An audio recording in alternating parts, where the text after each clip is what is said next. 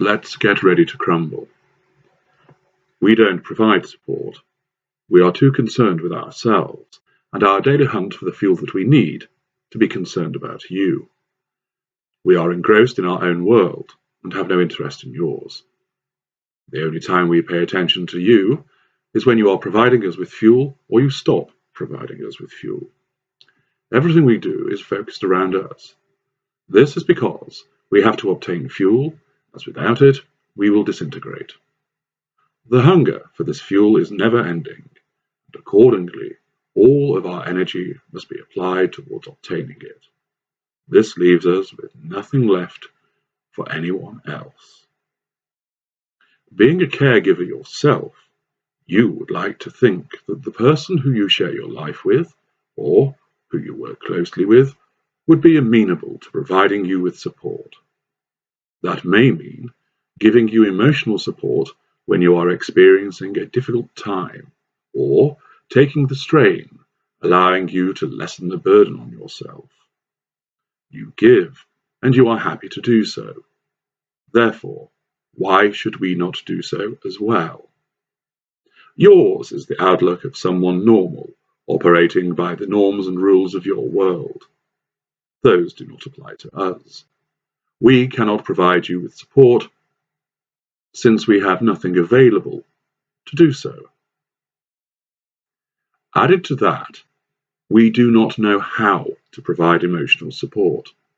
Yes, we can see how chores can be done and the like.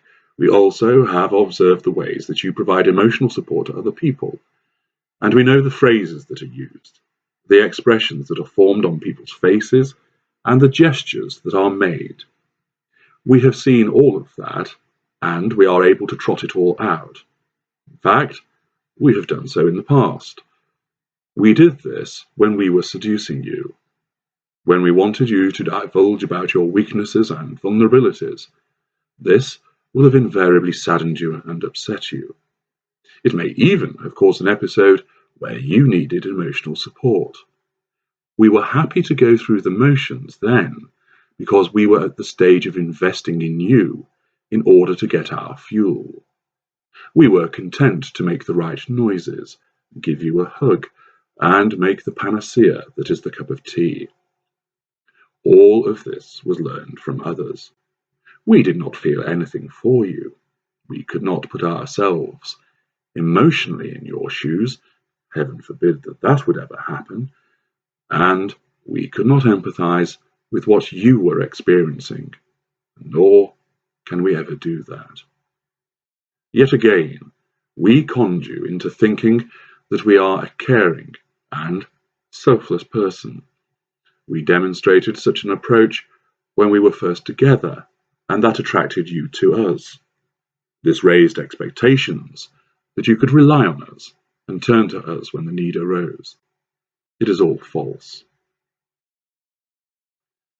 Furthermore, when you need support and expect it from us, you are showing to us how you are weak. We despise weakness. You will find that our kind is rarely found near children, the infirm and ill, and the elderly. This is because they are all weak and want support regularly. We do not want to be reminded of that fact.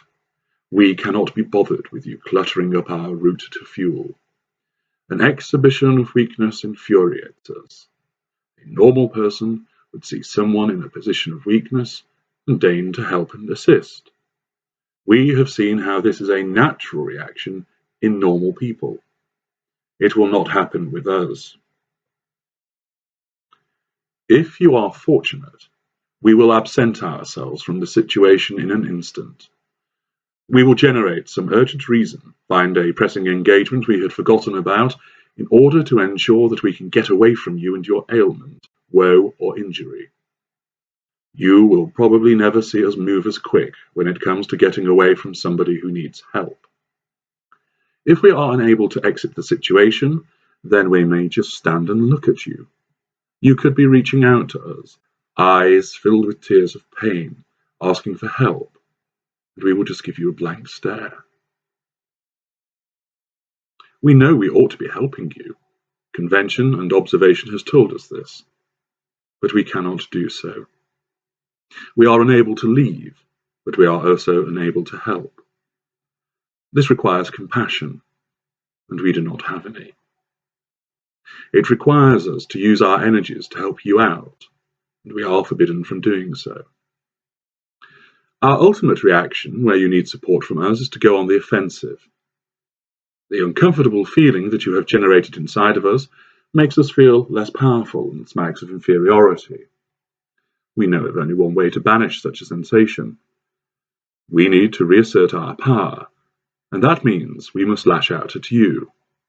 It becomes necessary to subject you to further insults and denigrating comments at a time when you are feeling hurt and vulnerable.